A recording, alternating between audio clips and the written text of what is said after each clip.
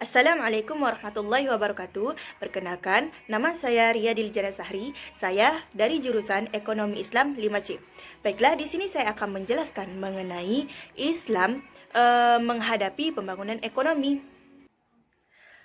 Ekonomi pembangunan adalah suatu studi yang ditunjukkan untuk meningkatkan taraf hidup penduduk di negara-negara berkembang dengan memecahkan masalah-masalah utamanya yakni kemiskinan, pengangguran, dan pemerataan. Keberhasilan suatu pembangunan ekonomi di suatu negara dapat dilihat dari ketercapaian target-target ekonominya seperti pertumbuhan ekonomi, jumlah pengangguran, tingkat kemiskinan, serta pendapatan per kapita penduduk. Jadi bagaimana Islam dalam menghadapi pembangunan ekonomi? Baiklah, di sini saya akan menjelaskannya. Pembangunan ekonomi dalam pandangan Islam adalah proses untuk mengurangi kemiskinan serta meningkatkan kenyamanan, ketentraman, serta tata susila dalam kehidupan.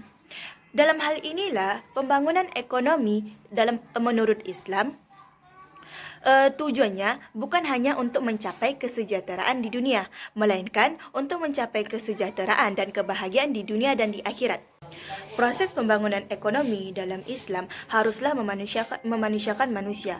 Hal ini dikarenakan harus fokus terhadap pendidikan manusia itu sendiri, serta mengutamakan integrasi sosial dan konservasi terhadap lingkungan. Dan pembangunan ekonomi yang dilakukan saat ini haruslah berkelanjutan untuk generasi yang akan datang. Dan tidak meninggalkan mereka atau melupakan mereka dengan cara membuat infrastruktur yang dapat mengancam kesejahteraan daripada generasi yang akan datang. Pembangunan ekonomi yang dilakukan akan berdampak positif dalam kehidupan bermasyarakat, berbangsa, bernegara jika pembangunan ekonomi itu berhasil. Tetapi jika pembangunan ekonomi itu tidak berhasil, maka akan timbul dampak negatifnya berupa pencemaran lingkungan, berkurangnya lahan untuk pertanian, berkurangnya lahan hijau, terjadinya masalah sosial karena terjadinya urbanisasi perkotaan. Hal ini terjadi diakibatkan karena infrastruktur yang dilakukan terlalu berlebihan. Dalam sejarahnya, penerapan ekonomi Islam pernah dilakukan pada masa kekhalifahan Umar bin Abdul Aziz pada tahun ke-100 Hijriah. Pada masa itu mendapat perhatian khusus karena para penduduknya tidak mau menerima pemberian zakat karena merasa dirinya sejahtera dan merasa dirinya makmur. Nah, dalam hal ini dapat disimpulkan bahwa suatu negara menjadi makmur dengan jumlah penduduk miskin paling rendah. Dengan pemerintah yang berhati mulia, bertakwa, beriman, dan menerapkan pola sederhana.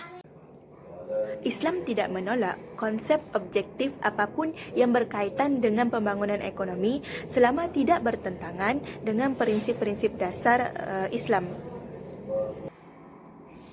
Dan tidak terdapat antara konsep pembangunan ekonomi Islam dengan pembangunan ekonomi konvensional tentang masalah pembangunan ekonomi. Hanya saja dalam pembangunan ekonomi serta aktivitas-aktivitas yang lainnya terdapat unsur keikhlasan atau unsur keibadahan hanya kepada Allah. Pembangunan ekonomi diorientasikan untuk melindungi dan merealisasikan maqasid tersebut dan menjadi kewajiban setiap individu. Demikianlah materi yang saya jelaskan mengenai Islam menghadapi pembangunan ekonomi. Demikianlah yang dapat saya sampaikan. Unzur ma qala wa la tanzur man qala. Wa akhiran, wassalamualaikum warahmatullahi wabarakatuh.